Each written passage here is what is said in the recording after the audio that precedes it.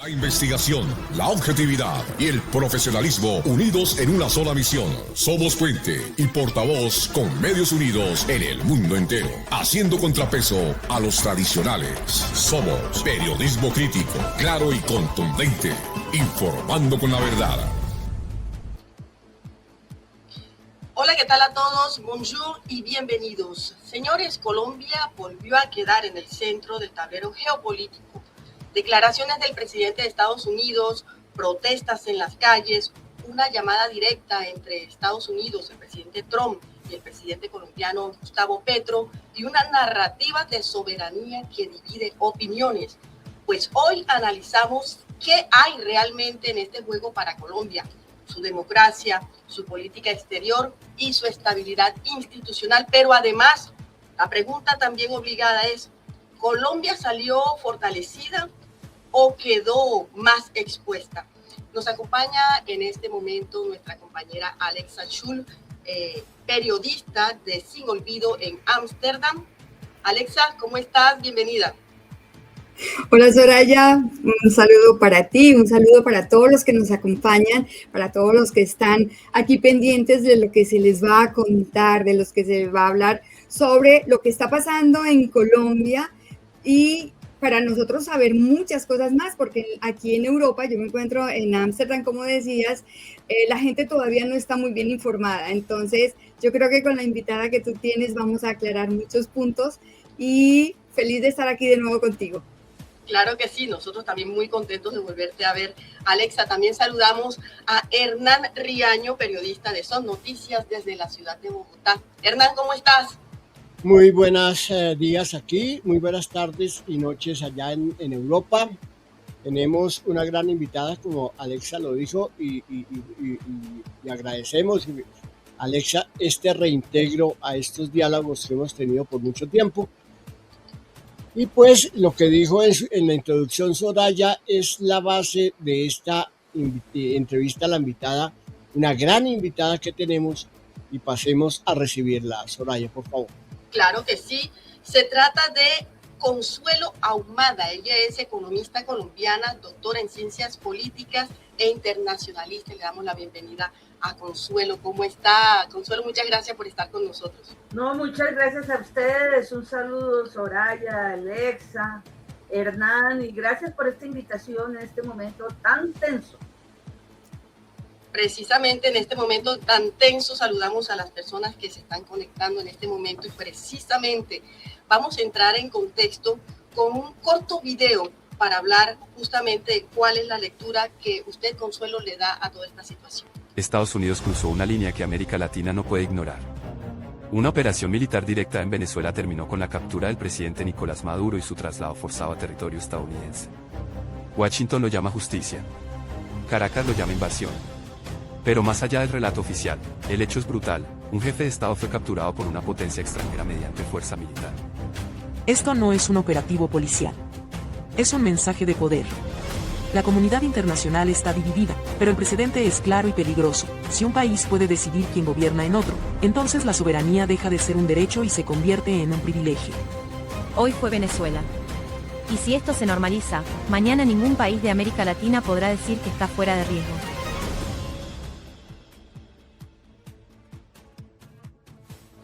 Comenzamos con este corto contexto de lo que está ocurriendo de manera general.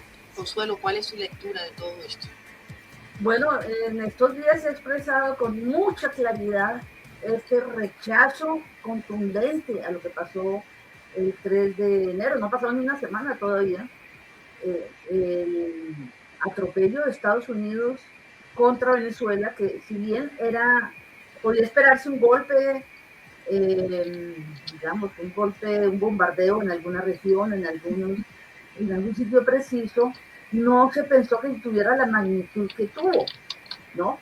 Entonces, digamos, era esperado, pero también viene cuando la gente todavía está despertándose de las fiestas de fin de año, o digamos, en un momento preciso para tratar de neutralizar cualquier rechazo, y por supuesto que no fue así ni en América Latina ni en el mundo.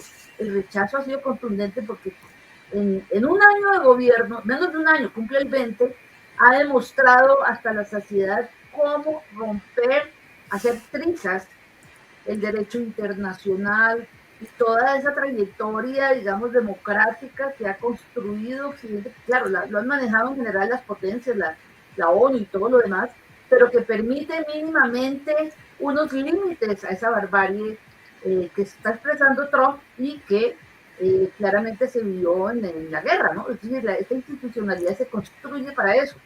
Ahora, tiene un agravante muy grande, y es que, bueno, Trump en su segundo periodo, desde su primer periodo, bueno, ya muestra lo que es, pero ahora viene con más fuerza, gana con más votación, digámoslo así proporcionalmente, y está forjándose como líder de la ultraderecha fascista, ¿no? Fascista o no fascista, ¿no? Es claramente lo que quiere es apoderarse del mundo. Después de Venezuela ya amenazó a otros países, claramente amenazó a Colombia, a Venezuela, a México. Al otro día ya se metió con Groenlandia, está en pleno conflicto, tiene unos problemas internos gravísimos que se le pueden desbordar, y estamos en esa situación. Entonces el contexto es muy difícil, sobre todo para los gobiernos, digámoslo así, democráticos, alternativos de izquierda de América Latina que sobreviven, que ya no son muchos, ¿no? Consuelo, aquí hay algo muy importante, que esto está moviéndose muy rápido. Un día pasa una cosa, al otro día pasa otra, y vimos en la manifestación de apoyo a Petro y por la soberanía nacional una noticia que cambió radicalmente lo que teníamos previsto, que era una posible invasión ya, porque ya así lo había dicho Trump, textualmente dijo que se cuide el trasero. Además, él tiene un idioma muy florido, hablo de Trump. Y al otro día hay una entrevista, una llamada de cerca de 1 hora 57 minutos exactamente, en la cual el embajador de Colombia en Estados Unidos, Daniel García Peña, tuvo mucho que ver. Pero lo central es que aparentemente, porque aquí no se puede asegurar nada, se bajó la temperatura, quedaron en hablar. El trino de Trump es muy diciente cuando dice: fue un honor haber hablado con el Gustavo Petro. ¿Qué visión, qué impresión le da a usted esa llamada y ese cambio radical de situación prácticamente en 1 hora, que fue lo que duró la llamada? Mira, yo escribí un artículo y lo publiqué un día antes, y pues obvio que las cosas cambian los énfasis, ¿no? Pero no nos podemos dejar engañar. Y cuando escribí ese artículo, yo planteaba, bueno, dos cuestiones muy graves. Claro, lo que tú dices, el golpe certero en algún territorio de Colombia. Yo pensaba en el Catatumbo, que es la frontera, y con toda esta situación de orden público y los mayores cultivos de coca en Tibú y todo esto, y es un golpe pues claramente para el gobierno, que se ha metido ahí con el tema de la paz total. Pero también viene lo otro que pues sigue muy vigente. Eso sigue vigente también, que puede aplazarse. Lo otro es la participación en las elecciones.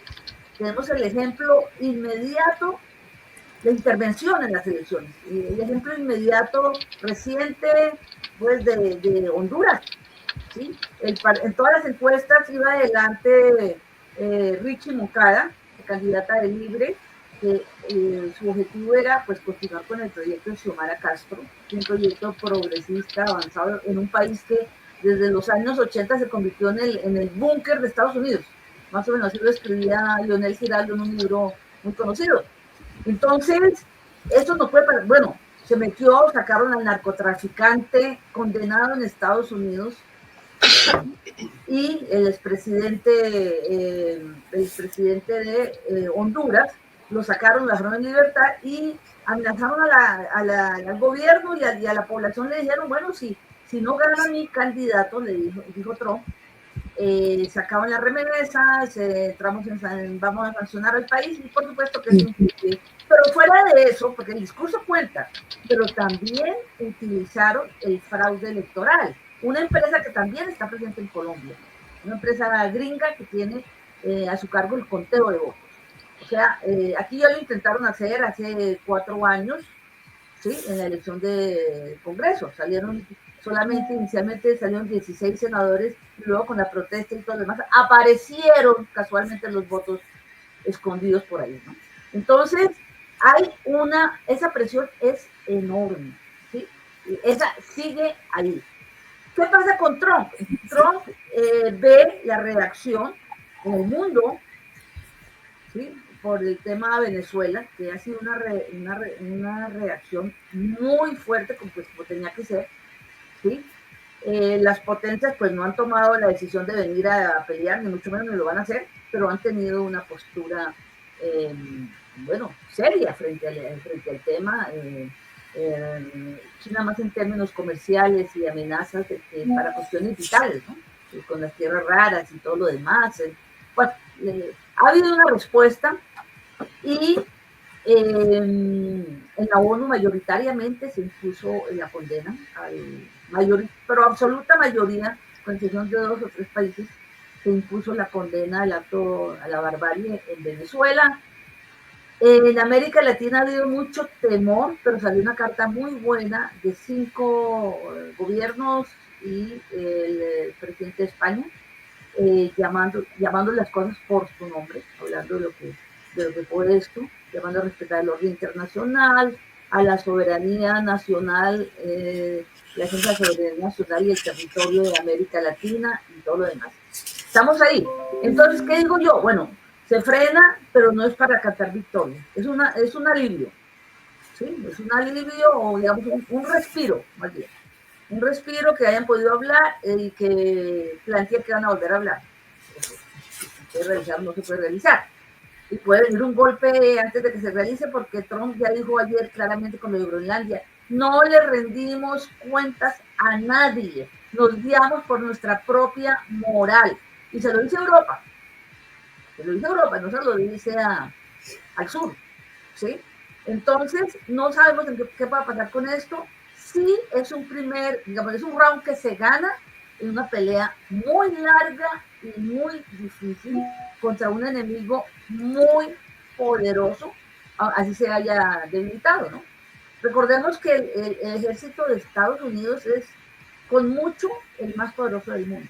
Es decir, la competencia económica es clara de los BRICS, de China, en muchos aspectos, pero la tecnología gringa ha sido enfocada principalmente al tema militar.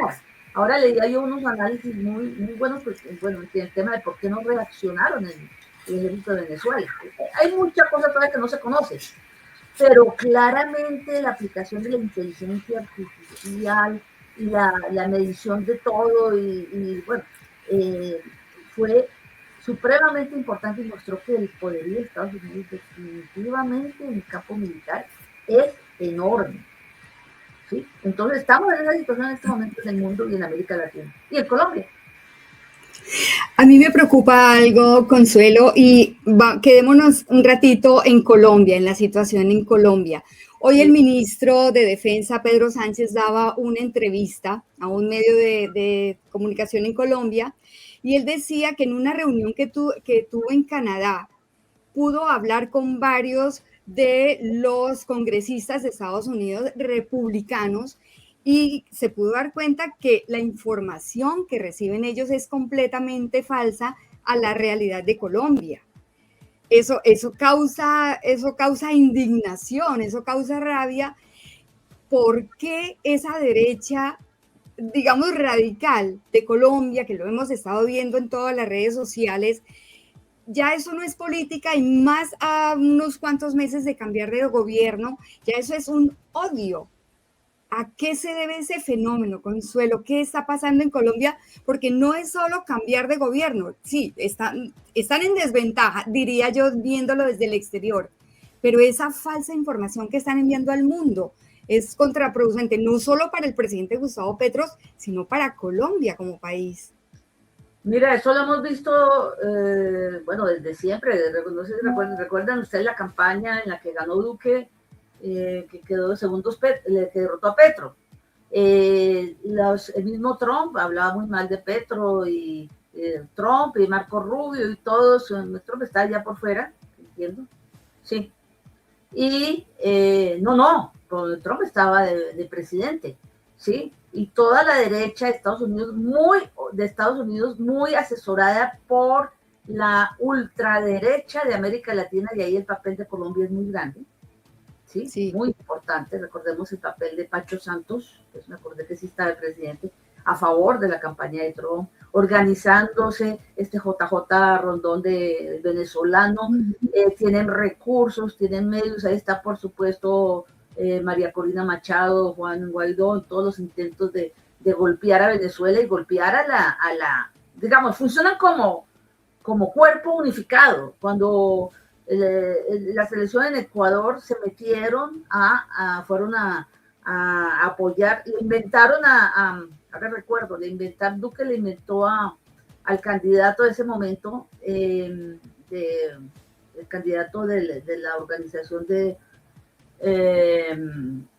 me olvidó el presidente ecuatoriano, bueno, el candidato de izquierda le inventó que había recibido recursos del ELN, sacó eso de la nada. ¿Correa? Quizás, no. Sí, Correa, qué pena. Correa. Se me fue de no. Sí, sacó de la nada eso, perdió las elecciones, la oligarquía colombiana muy presente en todo eso. Luego en Perú fueron a saludar a Fujimori, fueron parte integrante, a la hija de Fujimori, parte integrante de todo el golpe y de toda la situación con Pedro Castillo. O sea, la derecha colombiana tiene un papel preponderante, juega un papel preponderante dentro de la derecha latinoamericana, no solo contra Maduro, sino contra toda alternativa de izquierda en la región. El papel del expresidente Uribe ha sido muy fuerte, así esté desprestigiado en Colombia.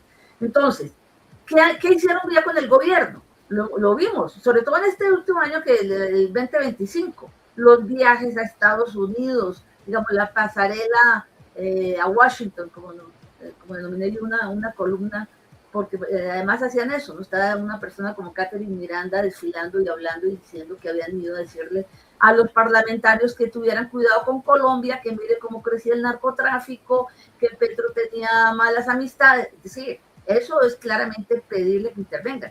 Toda la cuestión que se dio en torno a Álvaro Leiva, ¿sí? Eso es articulado con Marco Rubio, con la extrema derecha. Que un parlamentario no sepa lo que pasa en Colombia, pues es entendible, no les importa, ¿no? El Trump no tiene ni idea de qué es eso. Él todavía habla de las fábricas de cocaína, y creo que eso se hace como en unas casitas ahí con una fábrica con obreros normales, ¿no? Entonces, no saben, pero tienen claro que cualquier gobierno alternativo es un peligro. Y en Colombia esa oligarquía es muy fuerte. Y te voy a poner un ejemplo. No puede decir lo mismo la de Brasil. El hijo Bolsonaro también estaba pidiendo atacar a Lula y sanciones y todo lo demás. Pero en Brasil los empresarios viajan con Lula cuando va a China, cuando va a Rusia, les interesan los negocios. Los de Colombia son tan apátridas que ni siquiera miran eso. Pues les ha ido muy bien, a todos les ha ido muy bien, ¿sí? Pero no miran eso, uno mira el tipo de la Andy y a todos los demás, es un odio acérrimo contra Petro, los medios en manos de grandes empresarios, del tiempo, el espectador, entonces el espectador tuvo ahora una postura un poco digna, medianamente digna, pero en general es un ataque frontal, el caracol, es decir, todo lo que dice, toda esa narrativa que reconoce Trump y Marco Rubio, que se crea en torno al ataque a Venezuela, ¿no? Todo eso se prepara, nada de eso es espontáneo.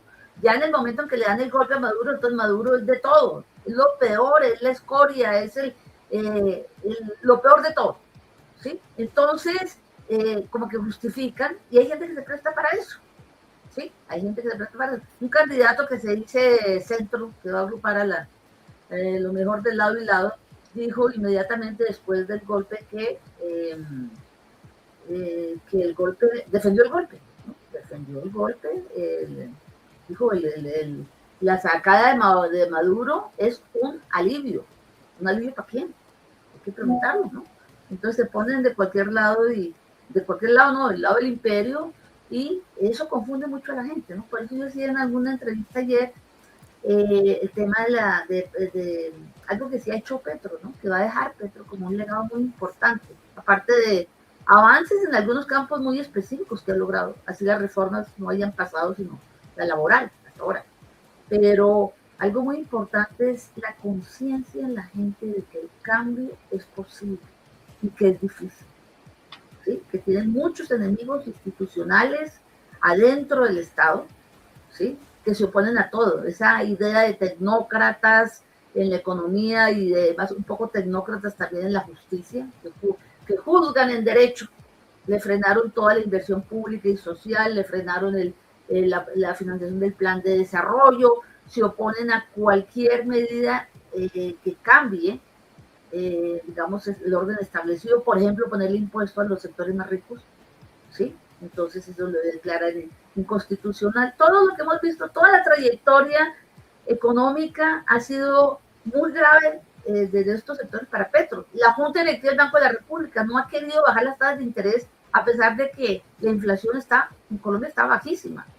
Comparada sí, estaban hablando que estaba al 5,2%, ¿sí? 1%, en comparación al 24%, que era el 5,2%. Consuelo. Pero espérate, cuando Duque ganó, cuando Duque entregó el poder a Petro, estaba en el 13%. Creo que hay factores internacionales, eso no es tan mecánico. Pero Petro ha sido juicioso con esa, digamos, esa obsesión de los neoliberales, ¿no? Del sistema financiero internacional, de mantener la inflación baja. Sí, y no se lo quieren reconocer. ¿Por qué no hay una sanción para todos esos, continuando en el tema de lo que hace y dice los congresistas de derecha? ¿Por qué no hay una sanción para estos 4 o 5 congresistas que pueden publicar? Son mentiras, se sabe que son mentiras, ese odio con el que se expresan, que escriben. ¿Por qué no hay una sanción para ellos? Mira, porque es que el poder está en manos de ellos, y el poder no es neutral, ¿sí? El sistema judicial se ha utilizado en varios países, pero también en Colombia para frenar los avances de los gobiernos alternativos, en todos lados, ¿no? Es decir, la forma como se ha atacado el gobierno de Petro, de cómo se maximizan sus errores. Claro que ha cometido errores, todos los que lo sabemos y todo lo demás, pero se quedan los medios, digamos, el sistema judicial se mete en cualquier cosa menos en lo realmente importante, ¿no? Lo realmente importante. La jueza que dejó en libertad a Uribe en segunda instancia, ¿sí? Es la que condenó a 2 ministros sin ninguna prueba evidente de nada, por una cosa que está en la Constitución, que habría que cambiarla y que Petro trató de cambiarla, pero no hubo prueba de nada y están en la cárcel, mientras que los sectores bien comprometidos con crímenes de lesa humanidad, los falsos positivos, apenas están por ahí. Algunos pagaron, pero buena parte de ellos no han pagado nada. Interesante. Consuelo, hablemos un poco sobre la calle como escenario político. Nosotros sabemos que el 7 de enero vimos miles de personas en las calles convocadas por el mismo presidente Gustavo Petro. Le voy a hacer la pregunta bien directa porque sectores de la oposición están dando una narrativa que usted viene diciéndolo y como los colombianos lo venimos viviendo también. ¿Estamos ante una expresión espontánea de defensa nacional o ante una estrategia política para fortalecer el liderazgo? Estamos ante, disculpe la última parte, es que me sumó aquí una... Sí, decía, la última parte vendría siendo si estamos ante una estrategia política para fortalecer el liderazgo o es una expresión espontánea de defensa nacional. Mira, hay una estrategia para fortalecer el liderazgo, estamos en campaña electoral. La idea es conquistar, en menos de 2 meses tenemos las elecciones parlamentarias y está demostrado que el Parlamento es muy importante, porque le frenó las reformas a Gustavo Petro.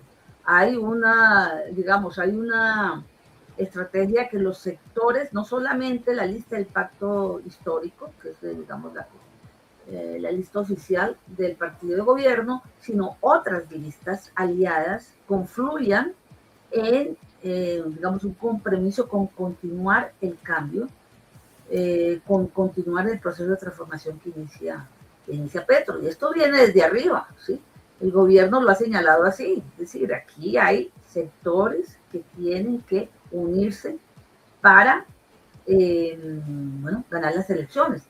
De hecho, hay una consulta el 8 de marzo que debe determinar cuál es el candidato de la izquierda o el centro izquierda, ¿sí? Los sectores, digamos, que han estado con Petro y que siguen con Petro, que no, puede que no se identifiquen plenamente con la izquierda, pero ahí están.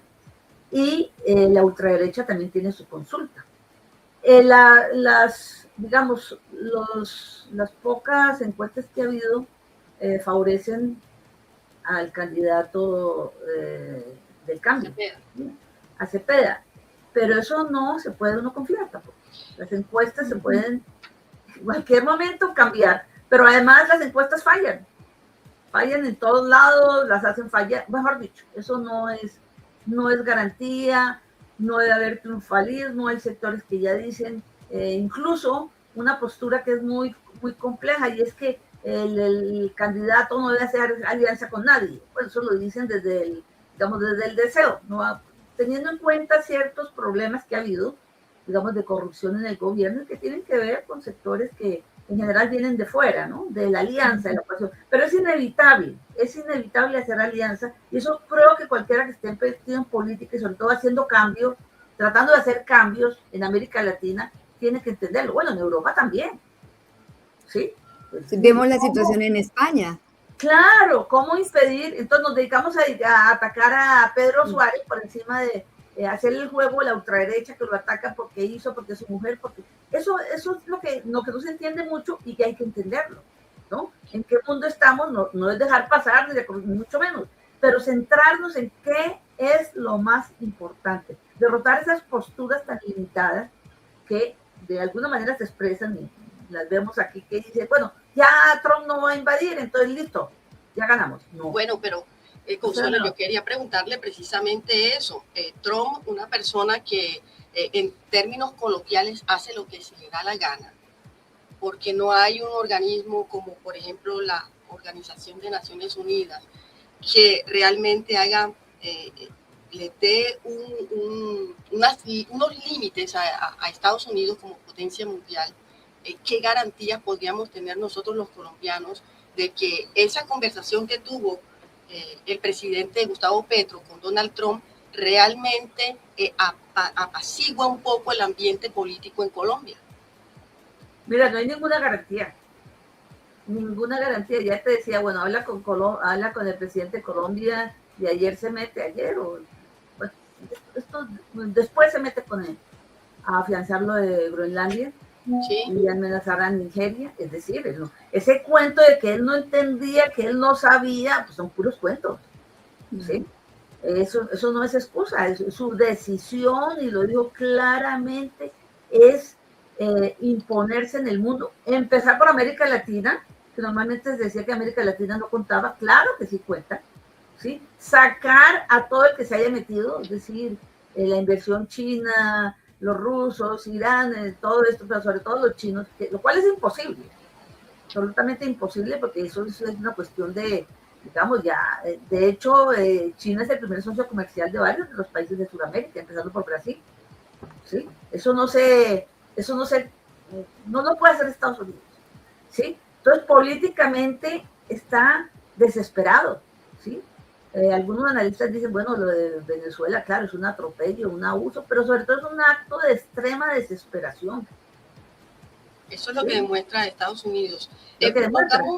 Claro, es acabar con cualquier perspectiva de resistencia. No pone, bueno, ese desprecio a la líder de la ultraderecha es muy claro también, ¿no? A María Corina Machado no la respalda, más o menos no es capaz.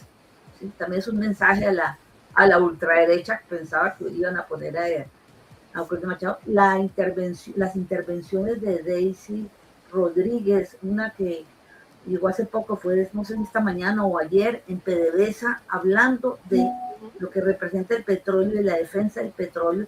Eso no se ha resuelto tampoco. Él dijo, pueden venir más invasiones, y le dijo concretamente le dijo a Daisy Rodríguez, la suya puede ser peor que la de Maduro, es decir, no sé, peor será de sacarla, matarla, no sé.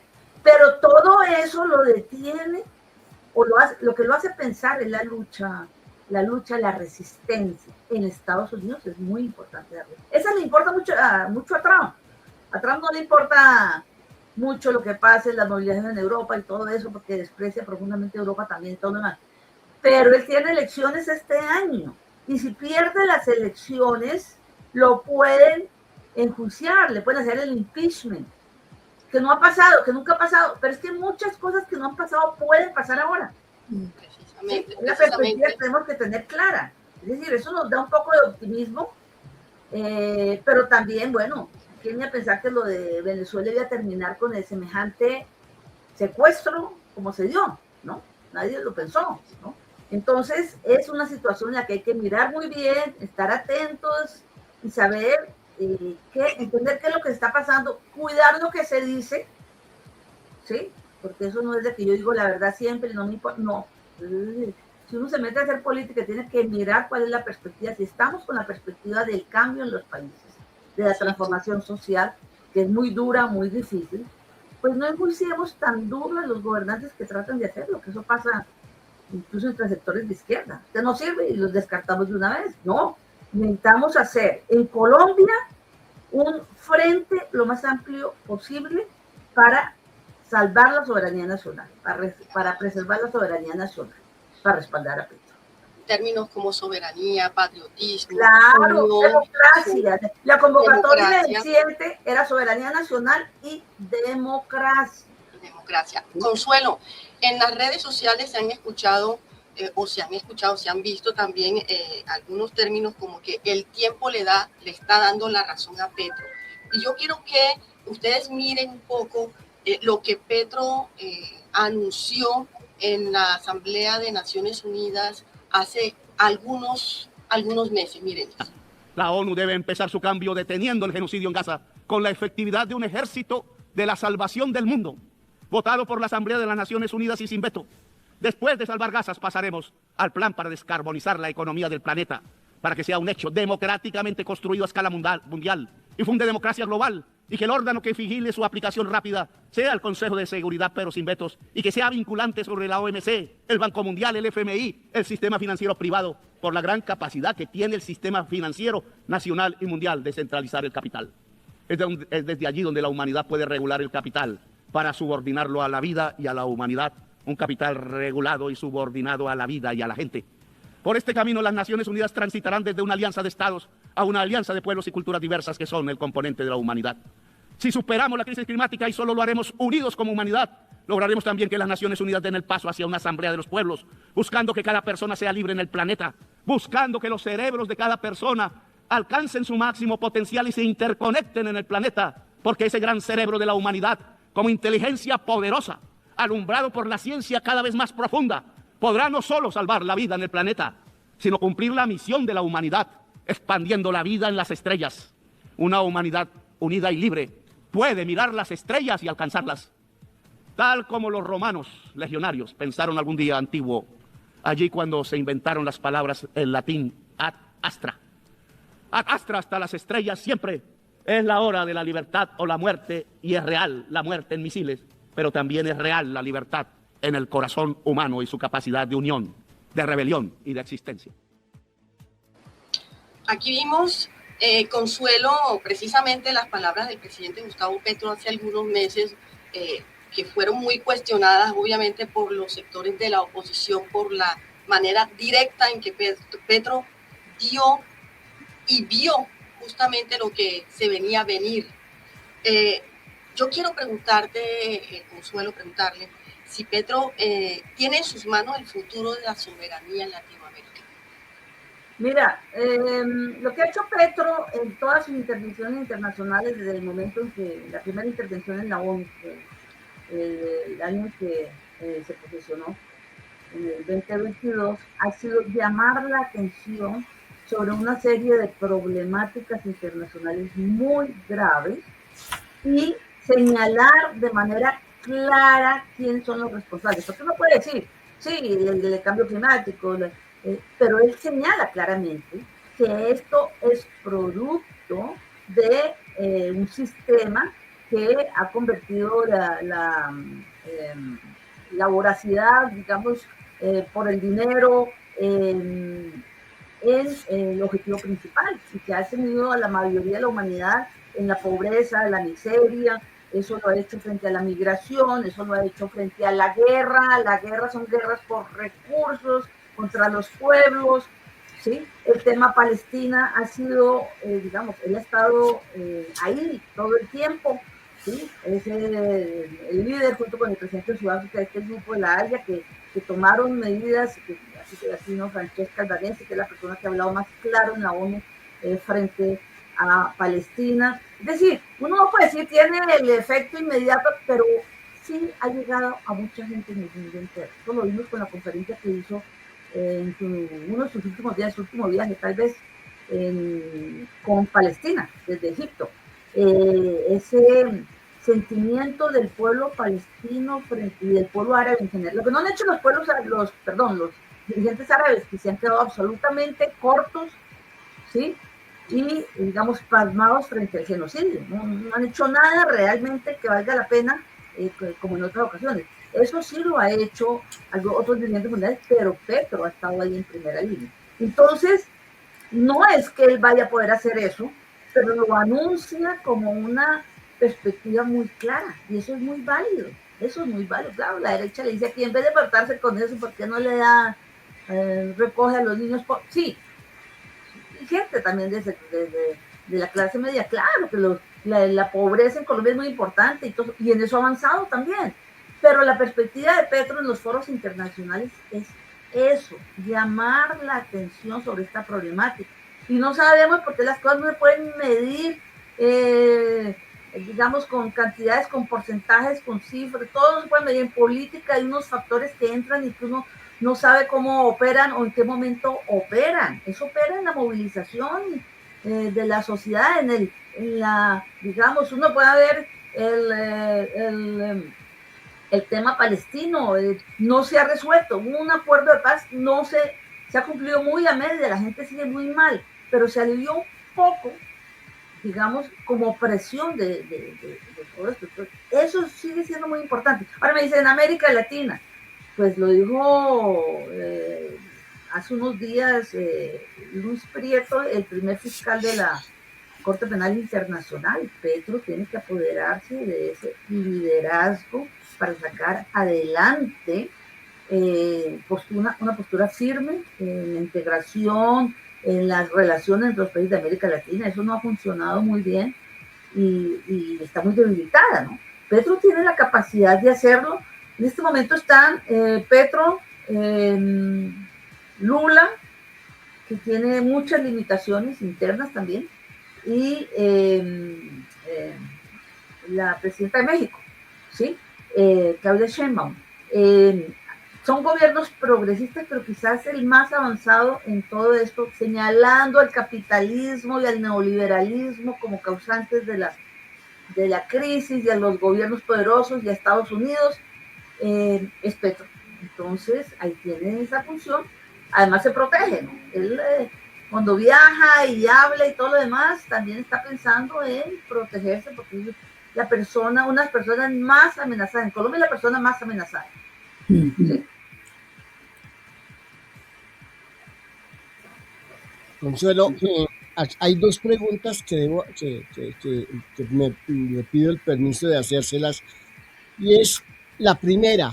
En una entrevista en otro portal hace unos días, Emilia Trabuco, que es una analista internacionalista argentina, contó lo siguiente, que días antes de la intervención norteamericana, a Venezuela, de la agresión, secuestro de Maduro, el presidente y el gobierno argentino le pidió el favor a los argentinos que no viajaran a Venezuela.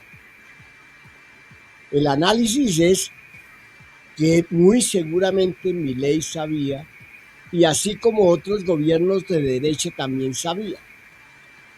O sea, la derecha latinoamericana y mundial está articulada, y lo vemos desde Vox de España, que viene y hace congresos y todas esas cosas.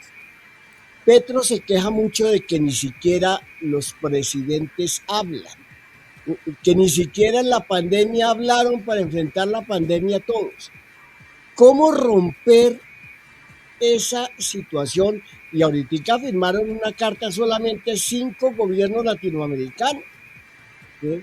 ¿Cómo romper esa inercia, esa quietud ante unos hechos tan graves como lo que pasaron en Venezuela y que van a pasar con Groenlandia, que van a pasar con, que están pasando con Nigeria, y que ahora hoy Trump amenazó directamente a México de una incursión por tierra?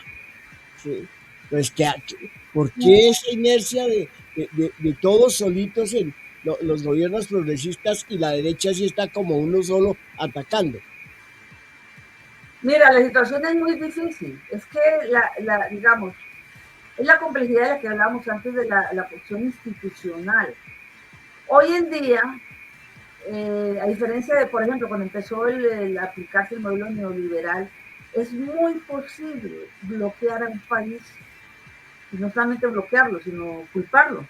¿Sí? Yo creo que el caso de Venezuela es muy ilustrativo, ¿no? Los que critican a Maduro que por la cuestión de derechos humanos y la cuestión democrática, no mencionan para nada las sanciones, ¿sí? Las amenazas, lo que ha venido pasando. Entonces, un país como los países latinoamericanos, con muchas restricciones económicas, con muy pocas posibilidades de sacar adelante un proyecto, es decir, el mandatario puede tener la idea de cambiar un poco digamos, incluso dentro de una visión socialdemócrata, pero las amenazas y las restricciones son tan enormes que pues se van por el lado de no, digamos, de seguir en lo mismo, ¿no? De manejar las cosas como venían. No necesariamente todos son, digamos, amigos gringos, como el caso de Duque, ¿no? Duque era un caso excepcional, que se arrodillaba antes de que le pidieran que se arrodillara. Hay otros que se equivocan mucho o se enredan mucho. Yo pensaría, por ejemplo, en Boris, muy enredado, que no entendió nunca el tema de Venezuela. Pues puede hablar del tema de Venezuela, pero señale todo. Si uno no señala las sanciones, no señaló lo que era, ¿sí? Porque eso tiene una influencia decisiva en muchas cosas, ¿no? Lo de Cuba también, ¿sí? Es decir, dijo que a Cuba lo mejor era desaparecerlo, eso lo dijo ayer, ¿sí? Acabar, sí. No sé qué, no recuerdo las palabras, pero en qué términos, que eso ya había intentado todo y que lo que tocaba era entrar y destruirlo todo, desaparecerlo todo. Y no hay un pronunciamiento, no hay nada. Los países del Caribe que se algunos se prestaron, Puerto Rico, Trinidad y Tobago, a todo este montaje del cerco del Caribe de Trump. Otros no lo hicieron así, pero no podían decir que no, ¿sí? Es decir, el riesgo es muy grande para ellos. Por eso el valor de Petro. El valor de Petro es enorme y hay que mirarlo, ¿sí? En medio de una situación tan difícil. Es decir, de ser el primer presidente de izquierda, y además de una izquierda que viene en su caso, de la lucha armada, de la guerrilla, del M-19, con todo lo que ha causado el conflicto armado en Colombia. Eso, digamos, es muy valioso, de insistir en la paz y todo eso, y de desafiar. Él ha puesto en claro la idea de que hablamos de igual a igual. Eso no se lo quita ya nadie, ¿sí? En sus defensas y en medio de todo lo que escribe. Ahora, no todo lo que escribe está bien, hay que decirlo, ¿sí? Pero esa es su idea central, es decir, defender al país. Faltan líderes así, y faltan procesos sociales que lleven a que el líder vaya en ese sentido, ¿no? Es decir, pero si gana Cast en Chile, porque, digamos, invocando la cuestión fundamentalmente de la migración, ¿sí? De la migración venezolana, Claro, las nuevas generaciones no tienen ni idea de lo que fue la dictadura. ¿Sí? Eso es muy importante, ¿no? No lo sabe. Si gana Cast en Chile, si gana Milei en Argentina, ganaron. Ellos ganaron las elecciones, es un hecho. Entonces nos muestra eso, que la situación es difícil. Por eso hay que insistir en el tema de la amplitud. ¿Sí? Si nos escandalizan los aliados de Petro en el gobierno, y si decimos los vetamos, digamos, si decimos que con ellos no se hace, como hacen algunos, ¿sí? Pues ¿en qué estamos entonces? Es decir, esto no se hace con los puros, limpios, con un análisis de la hoja de vida a fondo de cada uno y descartando posibles aliados, ¿no? Es decir, con Petro ha trabajado gente que tiene, pues, no sé, tiene cuestionamientos y todo lo demás, pero están ahí, han servido, han sido muy útiles en ganar las elecciones. En Colombia Petro no gana sin esos sectores. Mejor dicho, el triunfo de Petro sobre Rodolfo Hernández, que era un payaso, igual al que maneja la derecha ahora, que lo escribía, fascista, admirador de Hitler y todo lo demás, y casi no gana. Mejor dicho, sí, no ganó sobrado. Entonces eso nos muestra que la cuestión es muy difícil, y hay que manejarla, hay que tener paciencia, hay que educar a la gente, hay que organizar, trabajar digamos, conjuntamente con sectores amplios. Eso hay que hacer. Consuelo, y la segunda pregunta. Yo he sido muy crítico y he estado investigando y averiguando mucho en las redes, y tiene que ver con lo mismo que venimos hablando, pero a nivel local. Hay una cantidad de parlamentarios del pacto y líderes sociales en muchas partes, y gente que se autodenomina líder, y ahorita con la consulta hay mal contados 50 candidatos al Congreso, cantidad de candidatos a la Cámara, y en esta coyuntura brillaron por su ausencia. Unos muy pocos salieron a defender a Petro, pero la gran mayoría se quedaron callados y estaban de vacaciones. Si hay un riesgo de invasión, ¿cómo así que se quedan de vacaciones y no se vienen para Bogotá o a las capitales a defender, a organizar la gente, a mirar cómo es la cosa? Pero no, y muchos siguen de vacaciones. En la manifestación los vimos, muchos siguen de vacaciones. ¿Qué va a pasar si tenemos unos candidatos de unos famosos líderes de vacaciones y ya empezó la campaña y ellos están calentándose, perdóname la expresión, el ombligo al sol? Mira, es complicado, es complejo, pero yo creo que, digamos, Petro de alguna manera no es una de las fallas de todo este proceso es que Petro no le gusta la organización. Lo conocemos desde hace mucho rato, yo trabajé con él en el distrito, él es enemigo de la organización, él es el líder, ¿sí? Él es el líder, él habla y todo lo demás, pero falta mucha formación política y mucha, digamos, consolidación de ese equipo. Yo estoy de acuerdo con lo que tú dices de estos parlamentarios. Además, uno mira los debates. ¿Quién da debates? No, obviamente no van a hacer debates un debate que, por ejemplo, que justifique la reforma agraria, que justifique todo esto, que justifique esto y lo otro, no. Brillan por su ausencia en general. Los mecanismos no han sido muy incluyentes, incluso en el pacto histórico, por eso algunos sectores, como al que yo pertenezco, nos vamos en una alternativa, digamos, para llegar al Congreso, pero siempre con el proceso del cambio, siempre apoyando a Petro y candidato único. Eso es lo que vamos a lograr, digamos, ampliar un poco la perspectiva, ¿sí? Es difícil, es una lucha que hay que seguir dando.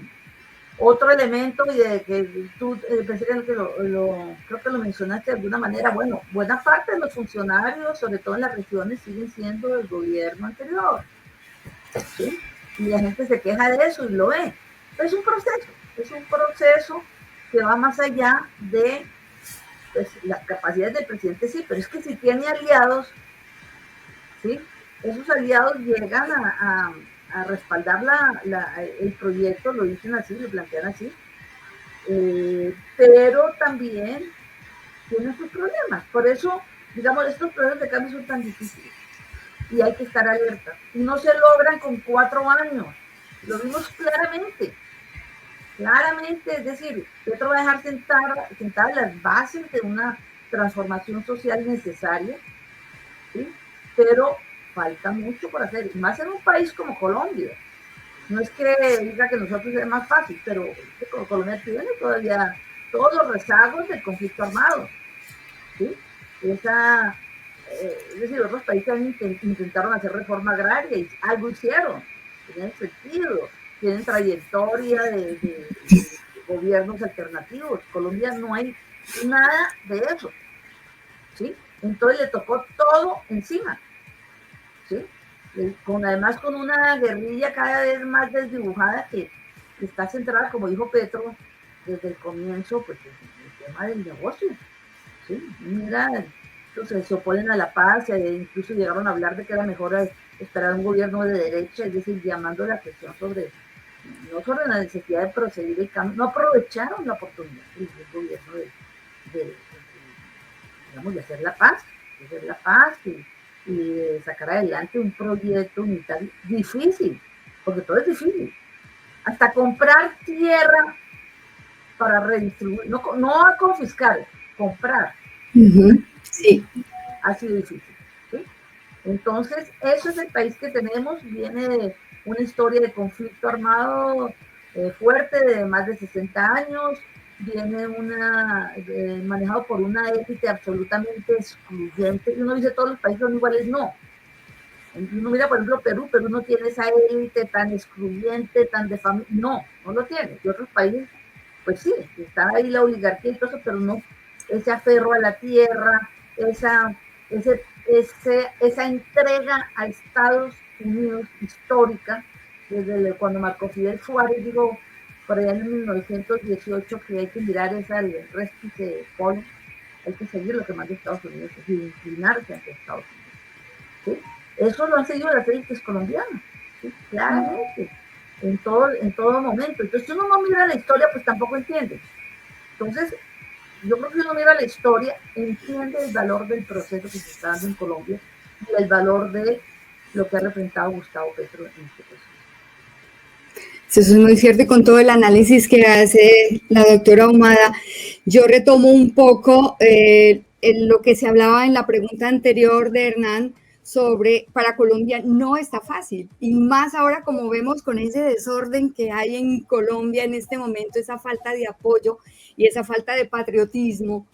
Lo que deberíamos hacer es dar otros 4 años de oportunidad a ver qué se puede hacer, porque se avanzó mucho en los 4, aunque los medios, 4 años del presidente Petro, aunque los medios no hayan ayudado a difundirlo. Tanto será así que hace un momento estábamos hablando de Palestina. Aquí en Europa se dice que lo que está sucediendo en Gaza fue un ensayo de lo que se viene. Entonces, ¿cómo será la situación para Colombia de difícil que ni siquiera toda la Unión Europea o la Comunidad Europea ha podido emitir un apoyo a la primera ministra de Dinamarca, sino solo 3 países, que son el Reino Unido, Alemania y Francia? Y la cantidad de países que conforman la Comunidad Europea es grande. Entonces, si ni siquiera los países europeos, ni siquiera hemos escuchado tampoco a Putin o al presidente de China, es que solamente se habla un comunicado cortito, lo que se viene para Latinoamérica, porque si ya conocemos lo de la doctrina Monroe, él tiene esa posibilidad de decir estoy en peligro, que es por esa razón quiere tomarse a Groenlandia, que porque es para beneficio de Estados Unidos de un posible ataque, pero ¿ataque de quién? No de Latinoamérica. Entonces, si los colombianos no somos conscientes de los pasos grandes de este monstruo que tenemos, entonces, Consuelo, ¿cómo hay que hacer para que reaccionemos? Si ya Palestina o Gaza es un ensayo de lo que se viene, no hay un apoyo de la Comunidad Europea, ¿qué podemos hacer los colombianos? No importa si estamos en el exterior o allá. Mira, cuando, ya que dices lo de Gaza, Petro dijo, si muere Gaza, muere la humanidad. Entonces, realmente la derecha, qué demagogia, eso está tan... La derecha es limitada, que además no entienden nada, ¿no? Si permitimos el genocidio, cualquier cosa se puede permitir, es lo que estamos viendo. Petro lo dijo en ese momento.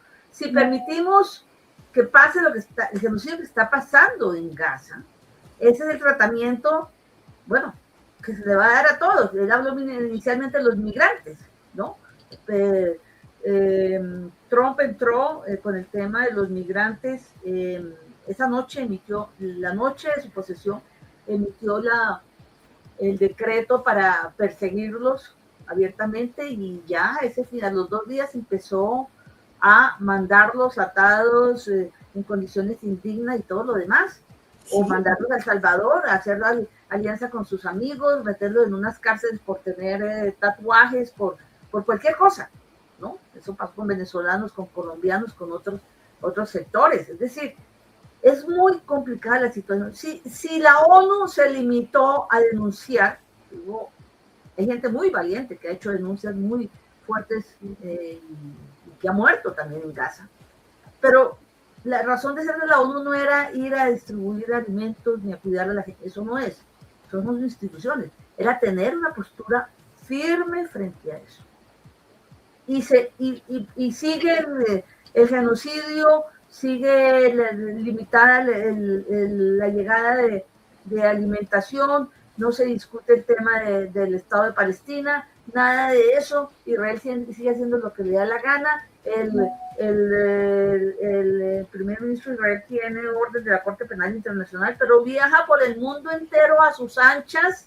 Y nadie se atreve. Problema, ¿sí? Digamos que lo que no puede hacer Putin, que también él no lo puede hacer y tiene que tener más cuidado. O sea, claramente la ONU está postrada a los pies de Estados Unidos, ¿sí? Exactamente. Eso es muy complicado.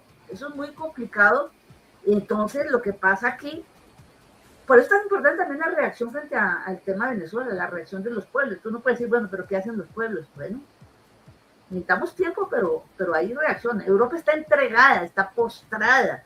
Europa rompe con Putin y le toca comprar el gas de Estados Unidos mucho más costoso, ¿sí? Eso ha incidido en la población, no dicen nada frente a lo interno, muy poca cosa dicen, ¿sí? La postura de algunos países ha sido terrible. La de Macron siempre en el medio, siempre sí, pero no, ¿sí? O uno para acá y otro para allá, ¿sí? Pero ahí, digamos, el gobierno de España ha tenido mayor valor, ¿no? En muchas cosas. El de España, sin ser pues arriesgarlo todo, pero es eso, o sea, es muy difícil la situación internacional. Es muy difícil para la humanidad también, Consuelo, porque como lo dijo el presidente Gustavo Petro, eso que ocurrió en Palestina, y como también lo mencionó mi compañera Alexa hace un momento, es el ensayo de lo que puede ocurrir en cualquier parte del mundo, y el inicio de ese ensayo se vio justamente hace poco en Venezuela, una invasión. Pero hay un término en el debate actual, Consuelo, ya casi para terminar, aunque esto toma mucho más tiempo de lo que nosotros pensamos, pero en el debate actual está el término de descolonización, que aparece precisamente con mucha fuerza en este contexto, y sobre todo el colombiano. ¿De qué hablamos exactamente cuando mencionamos la palabra descolonizar el Estado y la política exterior? Mira, es un término que adquiere muchas dimensiones, ¿no? En principio la lucha, históricamente, la lucha contra el colonialismo, con todas las manifestaciones coloniales, ¿sí? Que es un poco la vuelta, digamos, a lo que vuelve Trump con lo de Venezuela, porque ya no es una dominación neocolonial, digamos, que se hacía fundamentalmente por la economía, por los préstamos, por todo eso que también es aberrante, pero ahora es con ejércitos, con amenazas, es de la vuelta al mundo colonial en época de inteligencia artificial, más o menos. Pero además de inteligencia artificial, en época de manipulación mediática, de control de la mente de la gente, de control del pensamiento de la gente, de engaño, ¿sí? De magnificar cosas y reducir otras, ¿sí?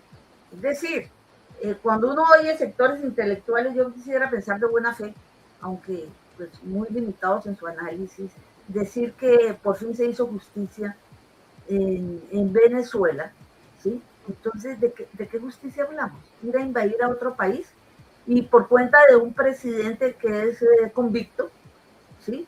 Que tenía 32 o 33 crímenes en Estados Unidos y fue perdonado porque ya ganó las elecciones y fue perdonado, o sea, consiguió gente para que votara por él y arrasó en el voto popular. ¿Qué pasó? Bueno, el descontento con la globalización, claro, con el desempleo y con todo lo que él promete. Ya había sido presidente y la gente vuelve y vota por él, ¿sí? Sobre Kamala Harris, que no fue capaz, bueno, tampoco planteó una alternativa muy real, pero obviamente hubiera sido diferente, ¿no? Así como Palestina hubiera sido tan igual de sangrienta y todo lo demás, pero es diferente, un tipo que anda pregonando por el mundo, que es el dueño del mundo y que va a comprar y que va a robarse todo lo que quiere y que va a matar a todo el que quiere, a esta postura, ¿no? Entonces, difícil esperar, precisamente en Venezuela surgió la Internacional Antifascista, pues me imagino que eso no sé cómo que tome ahora, pero es un poco la perspectiva de América Latina de percibir esto, sí, como colonial, vuelta a la colonia, pero ante todo como fascismo, ¿no?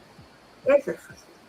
Los intelectuales se centran a decir y a mirar que término mal utilizado y todo lo demás.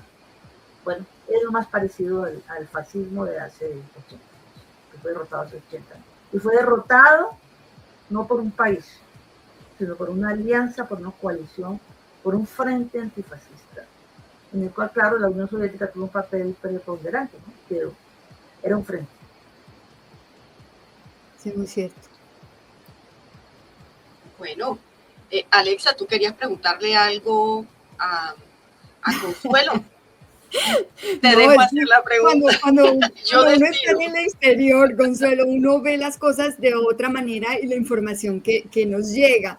Entonces uno dice, de por Dios, ¿cómo hay que hablarles? ¿Qué hay que decirles para seguirlo transmitiendo a los colombianos para que no nos coja desprevenidos o no sean tan folclóricos con lo que está pasando? Eso lo están tomando ya es chiste, ¿cómo se dice cuando hacen los muñequitos? Marionetas. Sí, bueno, caricaturas y todo. No, esto es tan serio. Y los colombianos que están en Colombia, los que estamos afuera, bueno, lo vemos de una manera distinta. Pero Consuelo, los que están allá son muy folclóricos. Ya solo es el chiste y la caricatura y todo. No, ¿qué se les puede decir? Mira, esto es un proceso duro, difícil. Lo estamos jugando todos en estas elecciones. Y para decirte, la gente del exterior un poco vota, ¿no? Ahora nos estamos activando más, porque ahora hay otros mecanismos ya. La proporción es muy reducida. Sí, es cierto. Y eso podría ser muy importante en estas elecciones, las de Congreso y todo lo demás. Es decir, hay que votar en las de Congreso y en las de presidente, hay que participar. El que está en el exterior toma, yo lo sé, conozco más el caso de Estados Unidos, toma una actitud bastante conservadora en el sentido de que, por ejemplo, cuando Trump gana con un discurso anti-inmigrante. Sí. Entonces ellos como que se salen de eso, nosotros ya no somos inmigrantes, nosotros lo logramos, hicimos el sueño americano, los que vengan frenémoslo porque ellos sí son narcotraficantes, decían algunos, ¿sí? Eso fue escandaloso. Eso era aberrante, los mismos latinos. En Estados Unidos, sí. El voto por Estados Unidos. Un poquito más alto entre los hombres que entre las mujeres, pero eso es escandaloso. Sí. Escandaloso. Y eso lo habló claro, porque eso no puede decir que Trump engañó. Sí, Trump habló clarísimo. Claro. Clarísimo. Habló de la isla de la basura de Puerto Rico como isla de basura. Cierto. ¿Sí? Entonces, muy complicado. Claro, a la inmigrante se meten en muchos trabajos al mismo tiempo, menos lee, menos se entera, menos busca alternativas. Pero bueno, aquí en Colombia es lo mismo, ¿no? Es decir, guardando las proporciones. ¿Sí?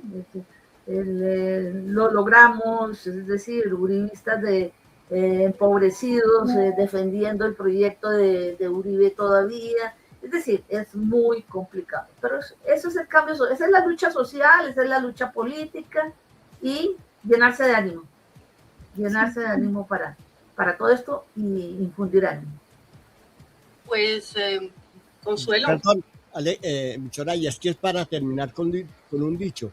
Yo he dicho que el colombiano mira al país como un partido de fútbol. Uno hizo Petro, 0 Uribe, 1 Uribe, 0 Petro. Eso es como ve el colombiano al país, como un partido de fútbol. Y de pronto el partido de fútbol le importa más, ¿no? Le interesa más. Toda la vida. Sí, sí. Así es. Es que si le pusiéramos la emoción que le ponemos a los partidos de fútbol, a la vida política de nuestro país, tal vez tuviéramos otro panorama. ¿Cierto? Consuelo, te agradezco y le agradecemos mucho su participación. No, ustedes, aunque casi no me dejan ir a trabajar, pero bueno, no importa. Bueno, eso también hace parte de amar al país, porque informar también hace parte de uno de los poderes más grandes que tenemos en la humanidad, y es precisamente que la gente entienda cuáles son los contextos, cuál es el panorama y cuáles son los mecanismos que nosotros como ciudadanos del mundo y especialmente de Colombia podemos utilizar para poder defender en este caso nuestra soberanía. Consuelo, muchísimas gracias nuevamente. No, a ustedes, y espero que recibir la entrevista, ¿no? Claro que sí.